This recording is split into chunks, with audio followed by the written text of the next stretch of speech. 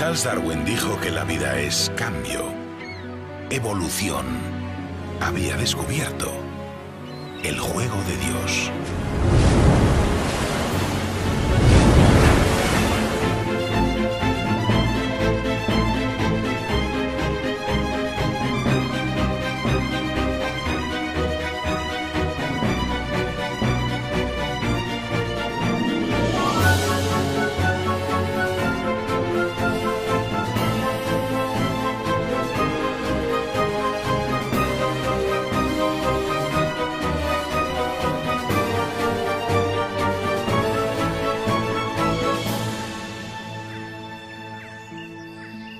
Darwin escribió un libro maravilloso al que puso por título El origen de las especies.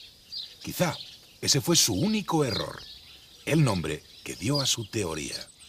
La palabra origen quería decir para algunos también creación, y eso hizo pensar a muchos que lo que Darwin proponía era negar la esencia divina.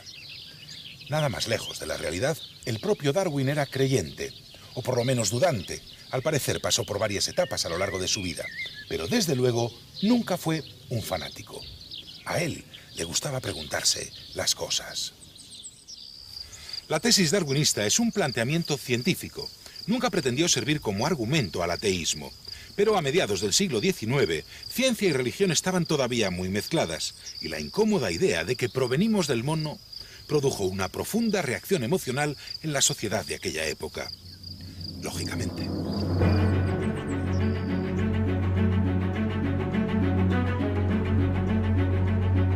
En un tiempo en el que se creía aún que la edad del planeta era de unos 6.000 años, en vez de 5.000 millones, la propuesta evolucionista exigía revisar de golpe demasiadas creencias. Y algunos conceptos religiosos se vieron forzados a cambiar, a evolucionar. Así, la primera semana del Génesis bíblico tuvo que pasar a entenderse como una descripción poética, no como los hechos en sí, que ocurrieron durante millones de semanas.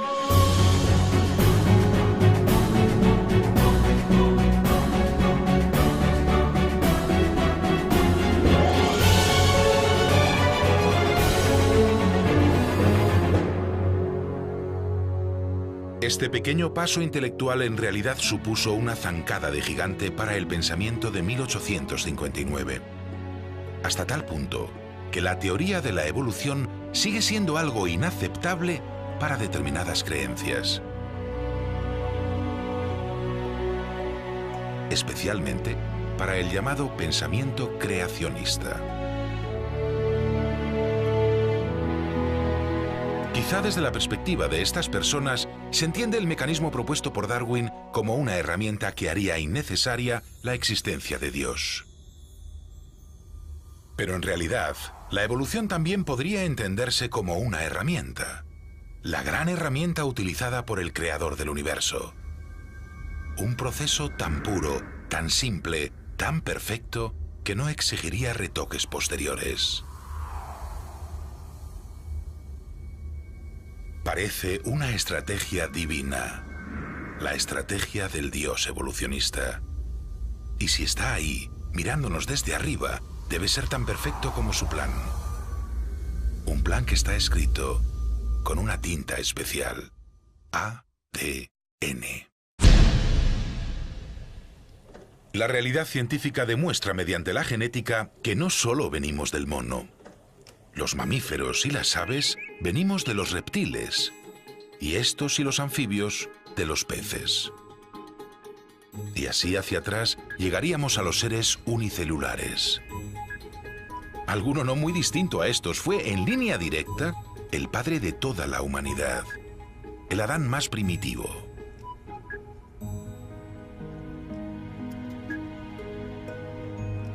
Después de miles de años de civilización y de siglo y medio de digestión de las ideas de Darwin, no deberíamos tener miedo a hacernos preguntas.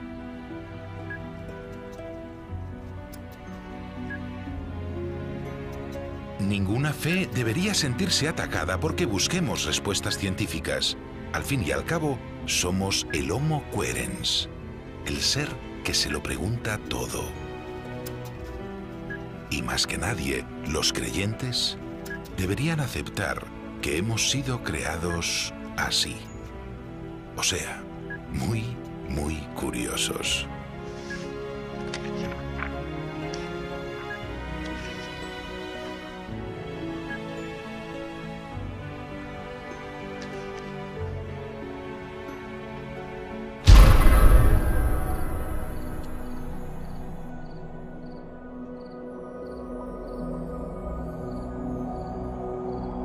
El concepto evolucionista se ha diseminado por las diferentes ramas del conocimiento humano como se esparcen las esporas de las setas, con aire fresco. Cada nueva temporada, incontables esporas son liberadas al aire otoñal por el reino de los hongos. Durante unos pocos días, cada organismo intenta reproducirse al máximo de su capacidad. La primitiva estrategia de estos seres consiste en fabricar muchísimas posibilidades de supervivencia.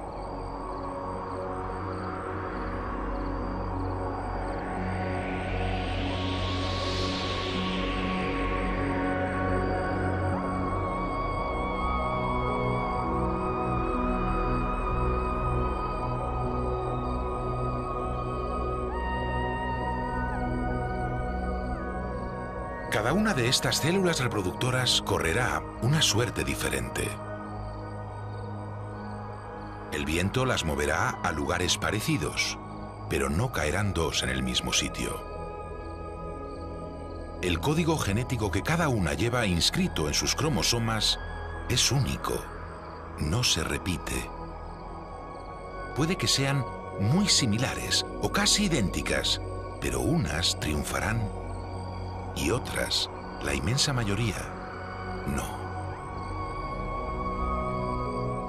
Unas serán respiradas por un animal, otras caerán al agua, y casi todas las demás no encontrarán el lugar apropiado donde asentarse. Así que nunca vivirán. Pero con suerte, una de estas esporas, quizá infinitesimalmente más esférica o más aerodinámica que las otras, pueda volar más alto con las turbulencias que generan los insectos. O será capaz de resistir mejor sin tanta humedad, como ocurre este año. Y cuando aterrice, en su lugar perfecto, con las adaptaciones ideales, crecerá y prosperará ahí donde no lo consiguieron sus hermanas. Al final, cuando le llegue el momento de reproducirse, sus propias esporas incorporarán aquellas variaciones en los cromosomas que la hicieron tener más éxito.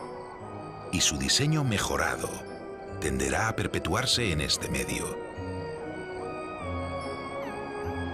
Esta es la esencia de la vida cambiante que Darwin comprendió y tradujo para la humanidad.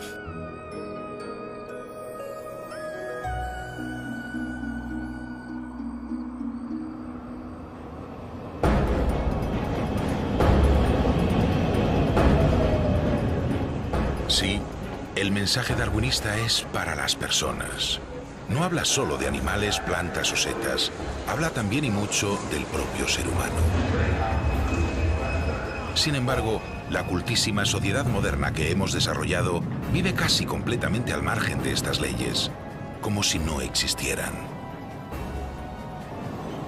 La mayoría vivimos ignorando lo que puede aportar a nuestro día a día un conocimiento más profundo del maravilloso programa evolutivo.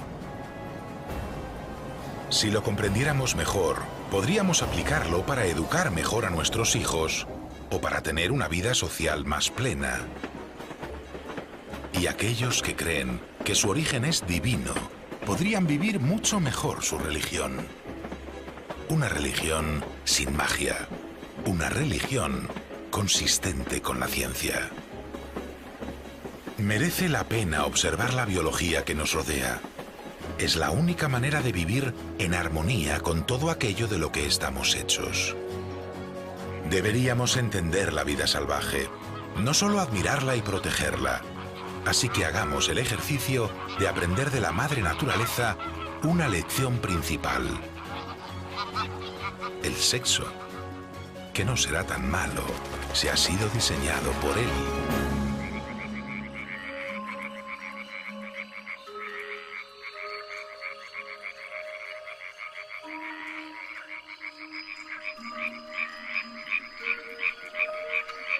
Las diferencias que se dan entre padres e hijos son producto de las infinitas combinaciones que pueden surgir al mezclar las cadenas genéticas de un macho con las de una hembra.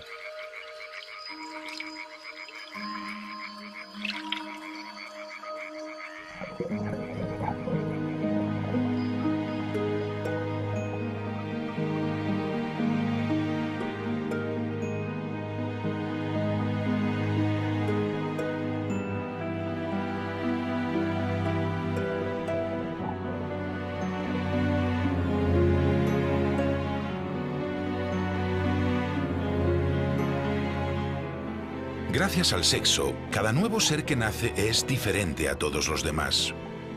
No se trata solo de placer, como creen algunos.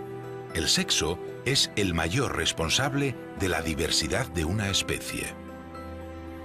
Y la diversidad, la variedad en los individuos, es lo que mejor puede garantizar la supervivencia cuando el entorno se vuelve hostil. El sexo es un motor inagotable que lenta, pero incesantemente va generando nuevas formas de vida.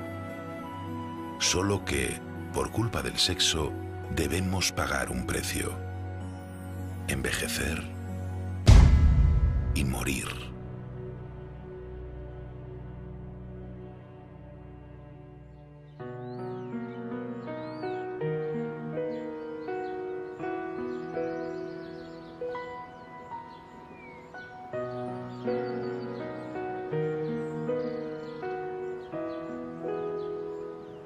La estrategia sexual necesita renovación, porque si padres, abuelos, bisabuelos y todos los ancestros pervivieran, no habría espacio ni comida para los descendientes, y el sistema se colapsaría y se acabaría. Es obligado dejar sitio a las nuevas generaciones, siempre mejoradas y siempre mejorables. Por eso, cuando llegamos a viejos, nos vamos desgastando hasta que nuestro cuerpo desaparece y su materia se recicla. Comprender la evolución podría ayudarnos hasta a aceptar mejor la muerte. Así que yo no tengo que ser cobarde tampoco. A peleado. No nos gusta, claro, pero de otro modo, si viviéramos indefinidamente, no seríamos capaces ni de disfrutar el paso del tiempo. Este no tendría ningún valor. 113.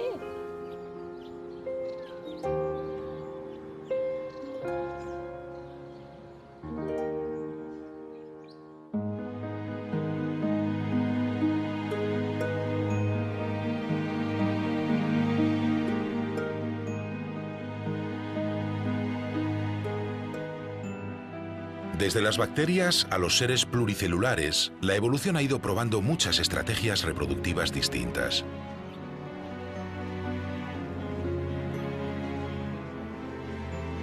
Pero en las fórmulas procreadoras en las que es necesario el encuentro de lo femenino y lo masculino, en la reproducción sexual, no solo se trata de que se mezclen fortuitamente los genes.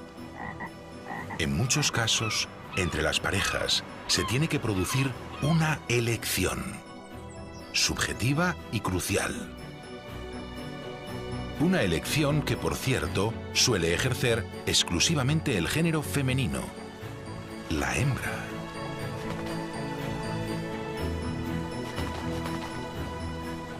A ellos, a los machos, les gustan casi todas. Su instinto básico es diseminar al máximo su estirpe. Sin embargo, ellas están diseñadas para evaluar, filtrar y así ofrecer futuro solo a los mejores.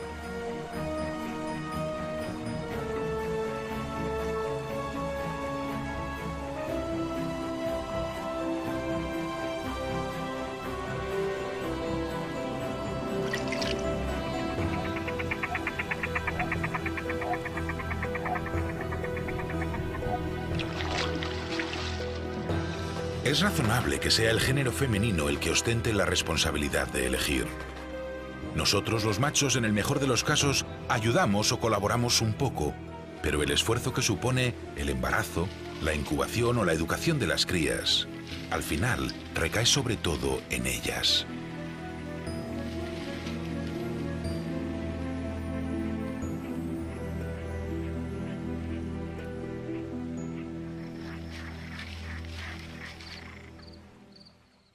Esta tarántula está valorando si el pretendiente que se ha cruzado en su camino se merece tener hijos con ella o no. Y en esta especie, un macho rechazado termina frecuentemente en el estómago de ella. Así que él debe ser muy cuidadoso y cubrirla de caricias durante el tiempo suficiente.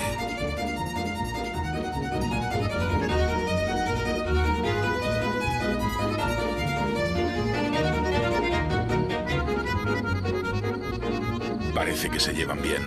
Él ha resultado apto físicamente y ha sabido cortejarla. Vamos, es lo que todos entendemos por un tipo atractivo y bien educado.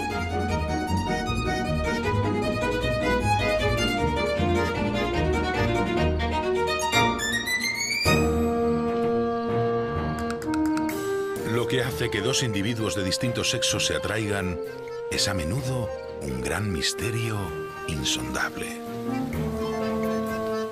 Pero seguro que responde a ciertos instintos. Precisamente, responde a aquellos instintos que han hecho a la especie llegar hasta el presente. Si una pareja no obedeciera esos instintos y se confundiera al escoger, lo más probable es que su futuro se complicase. Una buena guía amorosa tiene muy en cuenta el viejo dicho de los polos opuestos se atraen.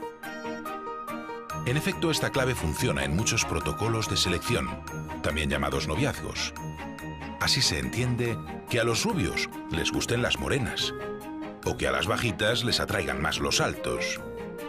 Y así se entiende que evolutivamente tiendan a evitarse los encuentros entre hermanos o primos.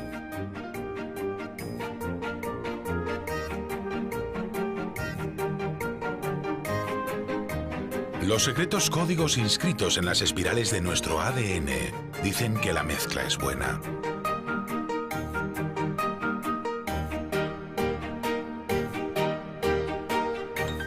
La mezcla de tipos o razas ofrece a la descendencia más posibilidades de adaptación. Podemos concluir que el incesto y el racismo son nocivos para la especie humana. Y los creyentes deberían admitir que son comportamientos contrarios a la voluntad de su creador.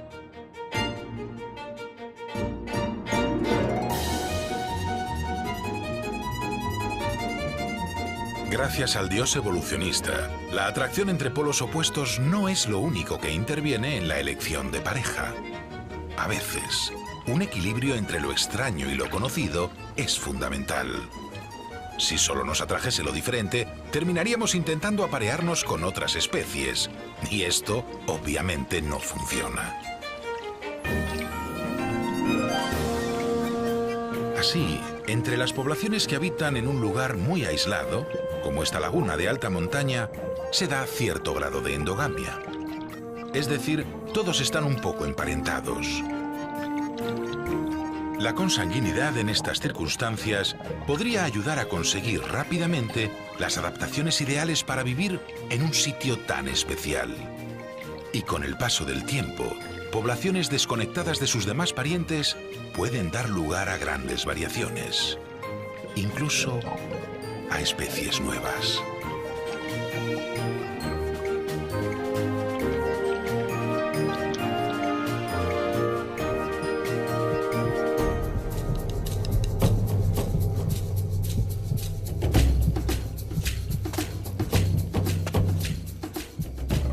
Este mecanismo evolutivo de tendencia a las relaciones entre individuos cercanos podría haber sido el responsable, por ejemplo, de las diferencias en el color de la piel humana. En África, donde pegan con mucha fuerza los rayos ultravioleta del sol, la gente se fue oscureciendo generación tras generación. Los que tenían la piel más oscura no sufrían cáncer de piel. Sobrevivían más y se reproducían más. Cuanta más melanina, mejor protección y más descendencia. Así que proliferaron. Lo contrario que los de piel clara. Los blancos del norte se fueron aclarando para poder aprovechar el poco sol disponible en su latitud y así conseguir fabricar suficiente vitamina D con la que mantener sus huesos bien calcificados y sin poliomielitis.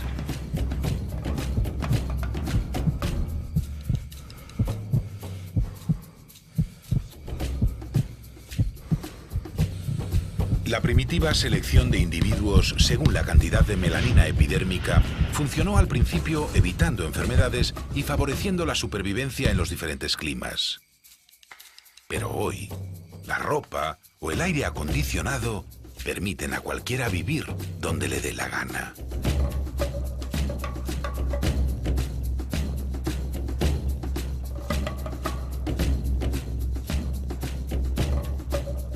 El vestido o la tecnología son parte de lo que llamamos cultura, que es, en términos evolutivos, todo aquello que no hacemos por instinto, todo aquello que tenemos que aprender.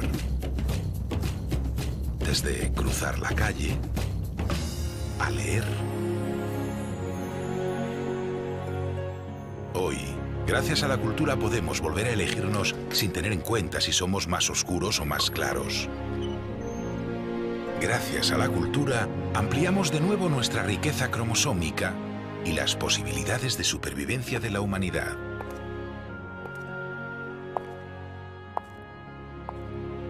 Pero la cultura no es omnipotente. Es cierto que algunos son capaces ya de reproducirse mediante probetas, pero la mayoría, si puede, aún prefiere la forma clásica. Y por eso no hemos olvidado del todo nuestro lado salvaje.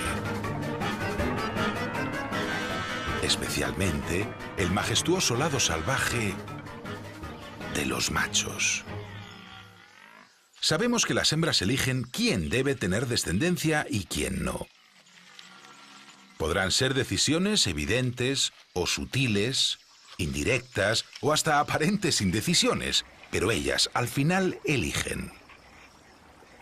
De tal forma que podría parecer que los individuos de género masculino fuéramos meros objetos pasivos, completamente pasivos. Y aunque en ocasiones nuestra actividad no sea trepidante ni continua, tampoco hay que pasarse. Que las técnicas que utilicemos sean básicamente presuntuosas, directas y muy simples, no quiere decir que no tengamos nuestro corazoncito. Y un cerebro que, aunque distinto al de ellas, también puede pensar como el suyo cuando es verdaderamente necesario. Lo que ocurre es que podríamos haber sobrevalorado el órgano del pensamiento.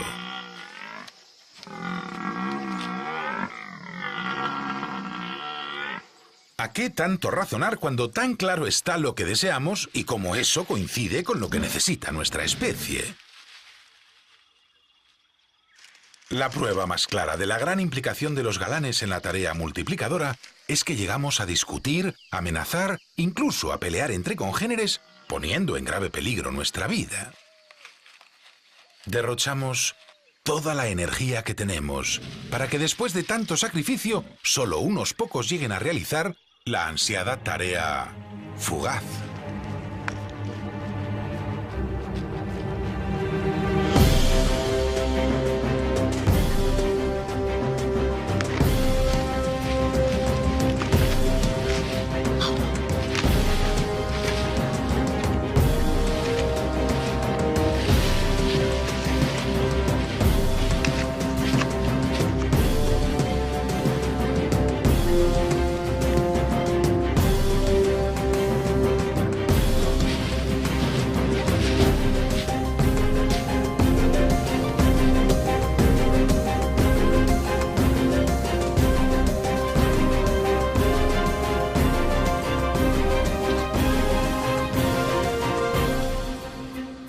Una lección fundamental del darwinismo, o del juego de Dios según se mire, es el rechazo total al machismo.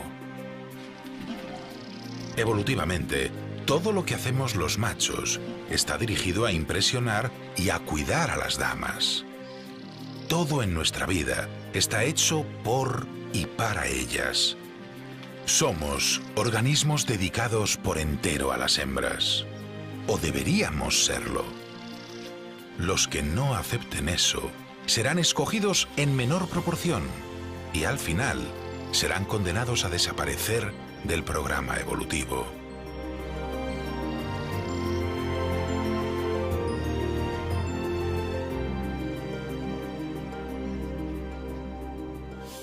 La pena es que a veces la evolución resulta muy lenta para nuestros gustos, pero tengamos claro que la forma de comportarnos en pareja también es puesta a prueba y seleccionada. Es decir, que en función de cómo actuemos con ellas, también podremos ser desechados o escogidos.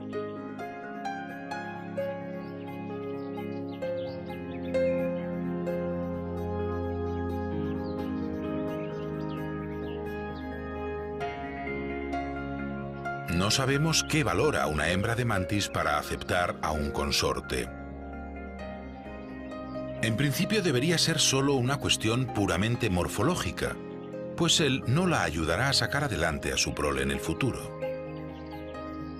Pero aquí, las buenas maneras tienen mucho que ver.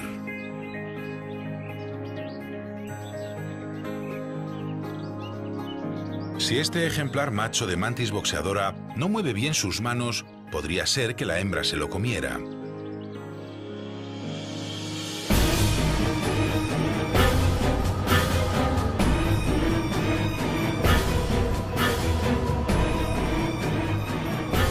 Claramente la hembra no ha entendido el mensaje amoroso de su pretendiente.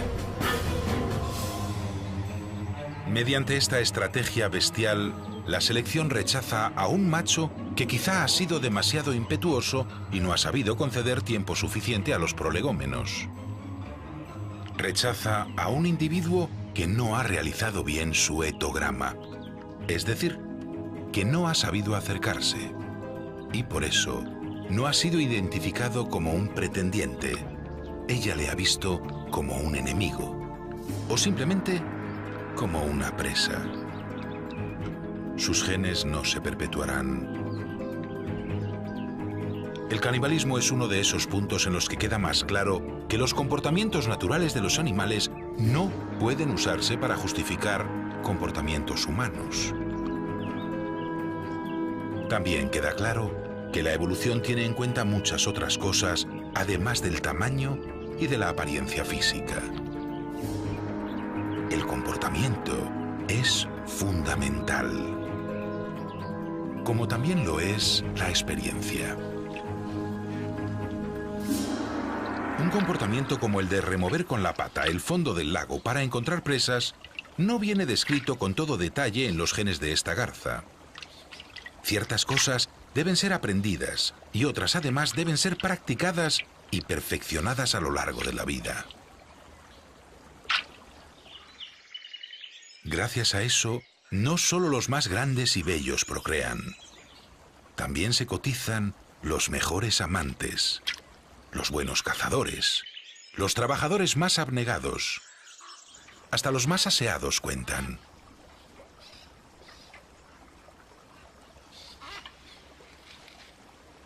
Para los animales llamados superiores, aprendizaje y experiencia condicionan a veces hasta el tipo de relaciones sexuales que mantiene cada especie, o incluso cada grupo dentro de una especie.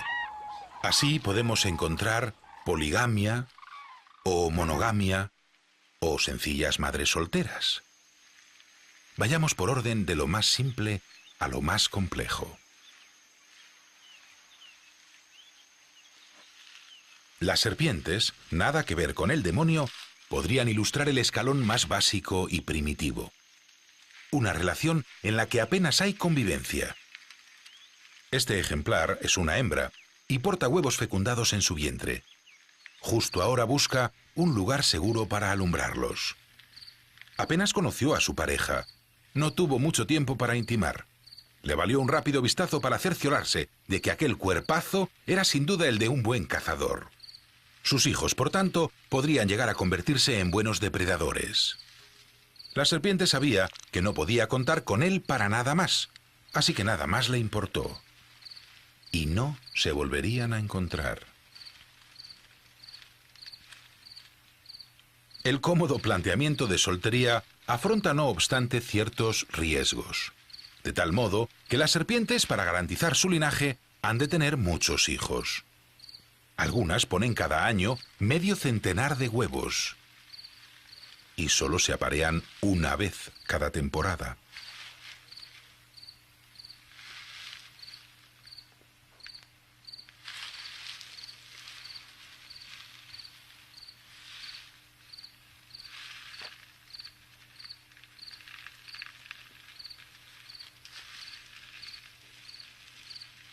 Las serpientes son muy prolíficas además porque las madres, en cuanto han terminado de desovar, abandonan para siempre a sus retoños. También resulta cómodo no responsabilizarse de nada que tenga que ver con la educación. No se afronta la infancia ni la adolescencia, aunque tiene un alto coste en vidas de pequeñas serpientes.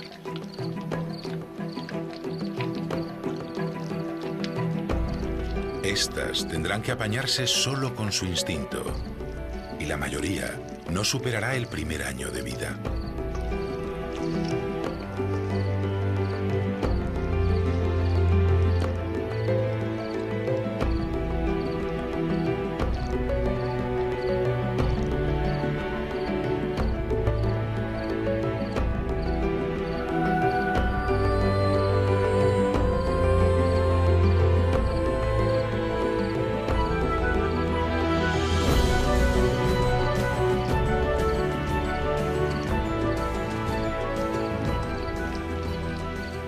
Podría parecer un medio reproductivo poco eficaz, pero a las serpientes y a muchos otros animales, lo de que los machos solo cumplan el papel fecundador y las hembras no se ocupen de su prole ha funcionado bien.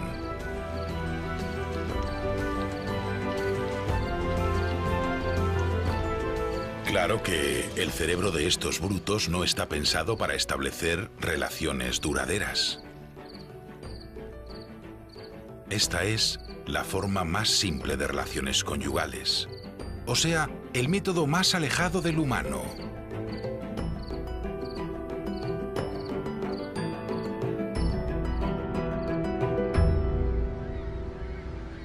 Seguramente sea entre las gaviotas donde mejor podamos ver semejanzas con nuestra forma de vida, y de donde, por tanto, podamos sacar más conclusiones de la lección evolucionista.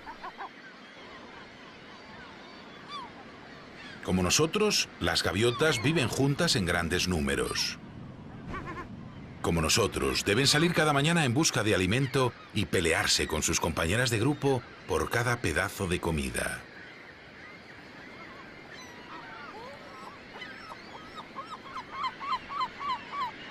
Coincidimos también en tener un lenguaje muy complejo.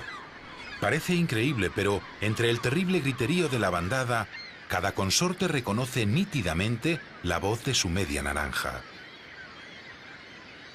Y además, intentan vivir su larga vida de más de 30 años fieles a su única pareja.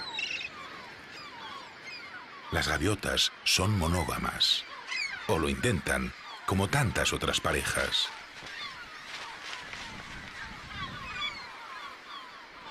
Las gaviotas pasan la mayor parte del año de manera muy tranquila, preocupadas exclusivamente por llenar el buche y asearse.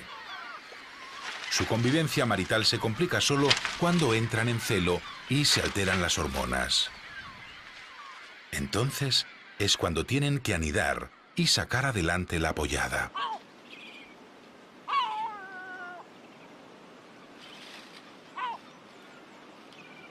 Eso genera mucho estrés. Su ventaja con respecto al ser humano es que esta tarea solo ocupa 3 meses del año. Justo ahora están en los peores momentos. Atrás han quedado las discusiones sobre si instalarse en el valle, en el acantilado o en una piedra alta con vistas a la bahía. Y también han superado la fase sexual y las riñas por cuánto incubas tú o cuánto incubo yo. Los huevos acaban de eclosionar.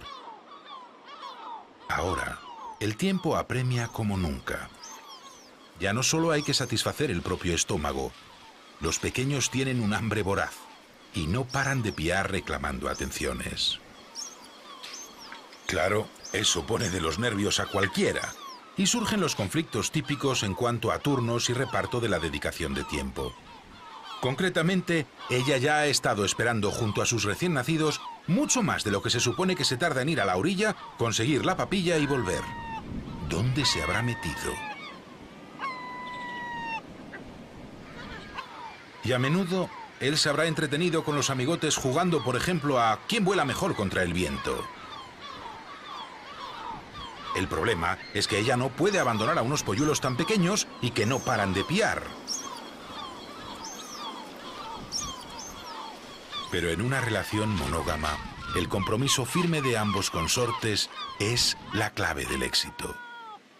Cuando cada individuo de la pareja cumple bien con su cometido, cualquier rencilla es fácil de olvidar. Y cuando nos lo proponemos, los machos somos los que mejor sabemos dar de comer.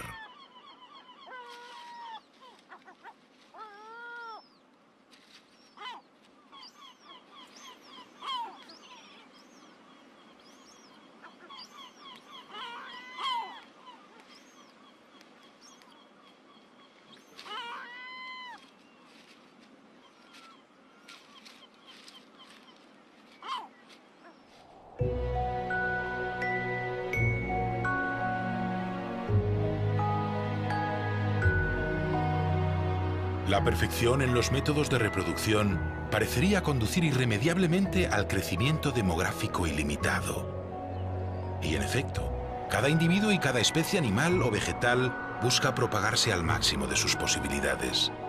De tal forma que se genera una lucha continua entre todos los seres vivos. Por eso, la batalla por la supervivencia está regida por una norma que tiende al equilibrio.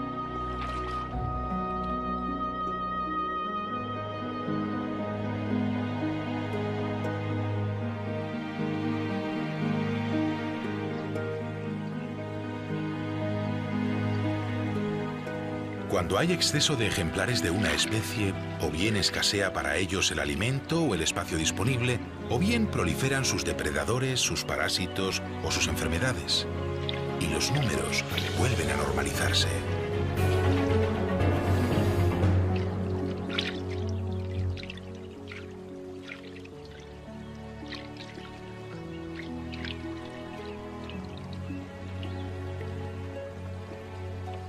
Esta guerra es y será continua, como la evolución que se desprende de estos hechos.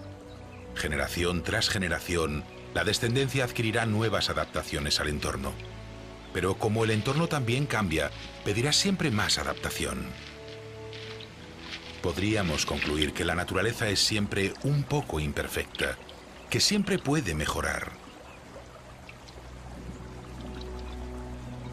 Los somormujos son una de esas especies en las que resulta fácil darse cuenta de que están en pleno proceso de transición.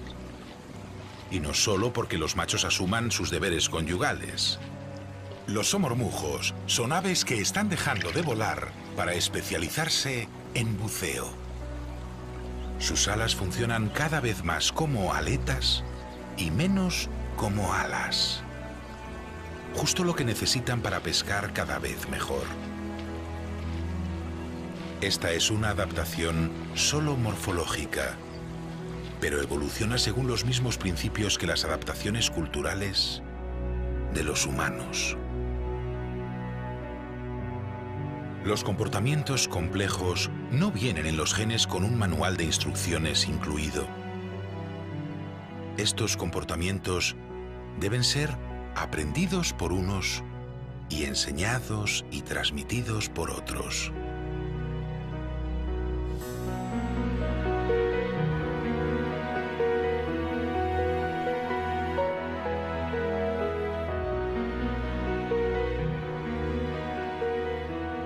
Debemos comprender que para nosotros, los animales más desarrollados intelectualmente, existe hoy, más que una selección biológica, una selección cultural.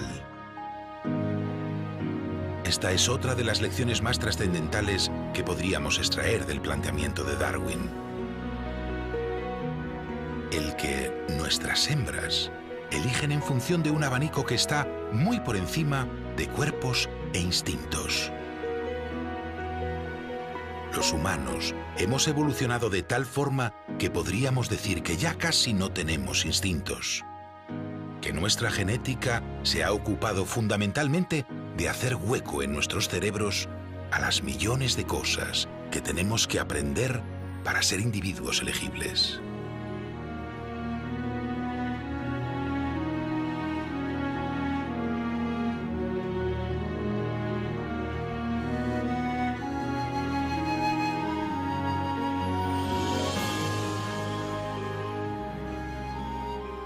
De hecho, somos tan poco instintivos que si no observáramos a otros ponerse de pie, ni siquiera aprenderíamos a caminar erguidos.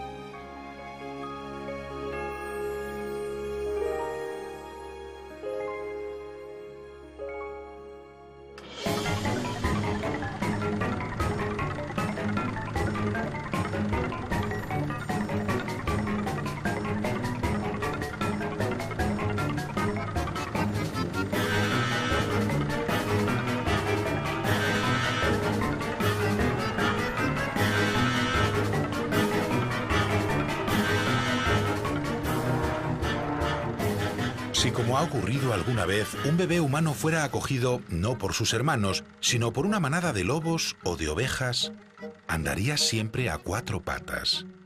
Y su inteligencia se atrofiaría, dado que sus manos no le ofrecerían estímulos para el aprendizaje. Ese pequeño hombre balaría o aullaría según el caso, pero no podría pensar si nadie le enseñase el lenguaje.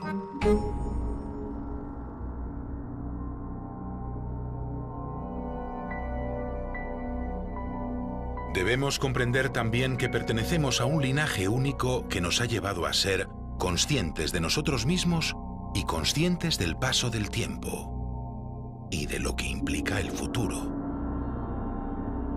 Los animales en general no se plantean si son machos o hembras. No se plantean siquiera si son. Y por supuesto no proyectan ideas a largo plazo.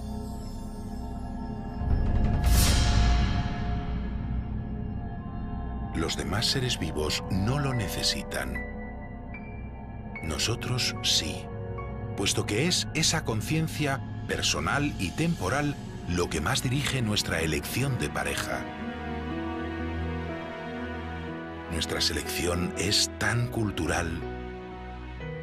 Como dijo Ortega y Gasset, somos el único animal que bebe sin sed y ama sin tiempo.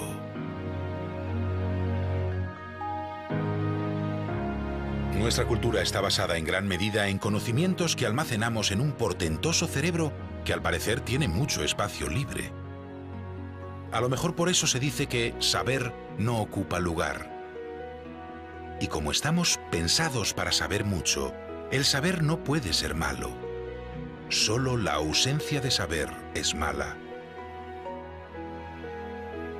Quien no está seguro de eso y niega la cultura y el conocimiento, incluso el aprendizaje de la lectura a otros, debe hacerlo por miedo a que pensando, todos los congéneres de su alrededor se hagan más libres y opten por rechazar su autoridad.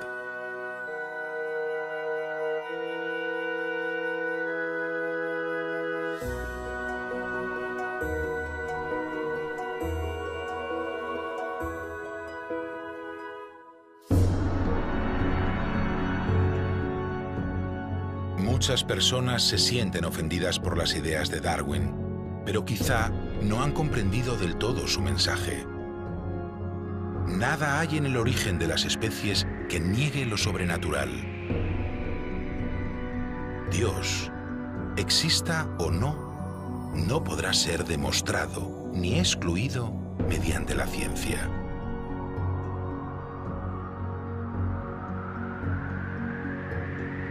Si existe, será todopoderoso y parece que tiene buenas razones para permanecer como un misterio. Probablemente no desea hacerse evidente e influir así en nuestros actos, coartando la libertad que nos habría regalado.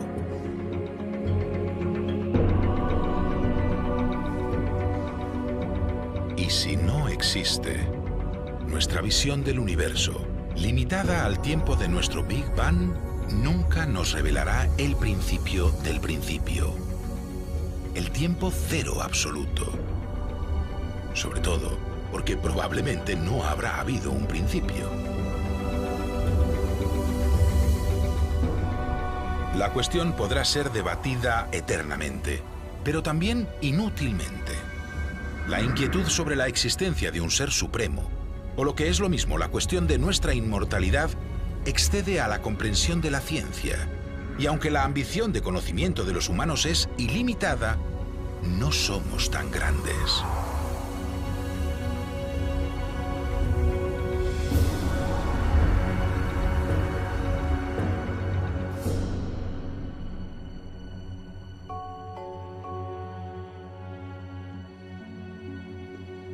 El proceso evolutivo no aclara si nuestro origen es divino o azaroso, pero nos ofrece algunas respuestas de cómo estamos hechos y de los fascinantes pasos biológicos que ha dado la vida para llegar a lo que hoy somos.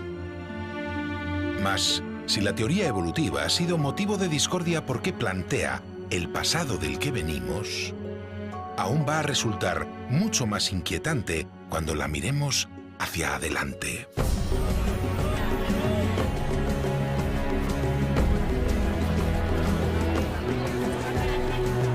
La perspectiva de nuestro futuro conduce a una nueva y tremenda reflexión. La ley de Darwin implica el hecho de que seguiremos evolucionando. Los seres humanos, como cualquier organismo vivo, estamos sujetos a las leyes biológicas. Los fósiles de nuestros antepasados muestran cómo hemos ido cambiando desde el Paleolítico hasta hoy. Y el proceso de evolución no cesa nunca. Puede que permanezcamos estancados unos millones de años, como les ha ocurrido a los primos chimpancés. Pero puede también que sigamos cambiando, incluso rápidamente en términos geológicos, adaptándonos a un entorno que no hacemos más que alterar.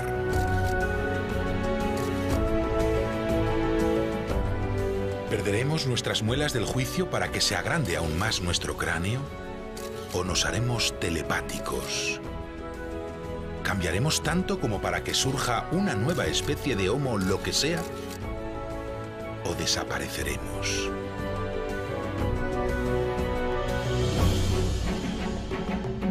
En el siglo XIX tuvimos que aceptar el hecho de que somos los hijos de un mono.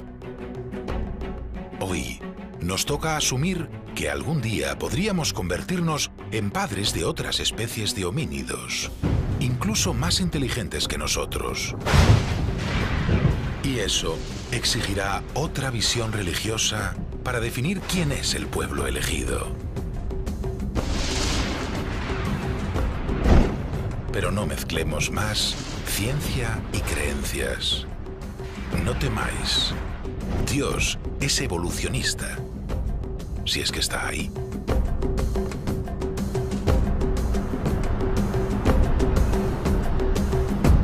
Cambiaremos o desapareceremos del planeta, como ha ocurrido con los 1.000 millones de especies de animales y plantas que nos han precedido en el tiempo.